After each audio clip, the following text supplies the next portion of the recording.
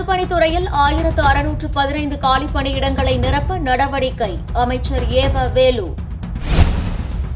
Chennai metro rail பணிகள் தொடங்கப்படுவதால் OMR சாலையில் August 30ஆம் தேதி முதல் சுங்க கட்டணம் வசூல் நிறுத்தம். இலங்கை அகதிகளுக்கு வீடு, கல்வி, திறன் மேம்பாட்டுக்காக 317 கோடியே 40 லட்சம் ரூபாய் நிதி ஒதுக்கீடு. முதலமைச்சர் அறிவிப்பு. கோடநாடு கொலை கொள்ளை வழக்கில் காவல்துறை கூடுதல் விசாரணைக்கு தடையில்லை. சென்னை உயர்நீதிமன்றம். டெல்லியில் 9, 10, 11, 12ஆம் வகுப்புகளுக்கு செப்டம்பர் 1ஆம் தேதி முதல் பள்ளிகள் திறக்கப்படும்.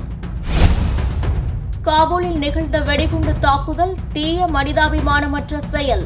ஆஸ்திரேலிய பிரதமர் கண்டனம்.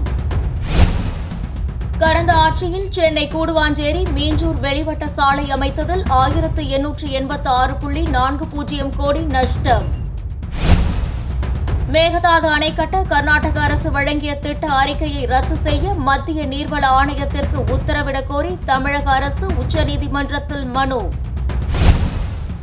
இந்தியாவிற்கு எதிரான 3வது டெஸ்ட். இங்கிலாந்து அணி முதல் இன்னிங்ஸில் 432 ரன்களில் ஆல் அவுட்.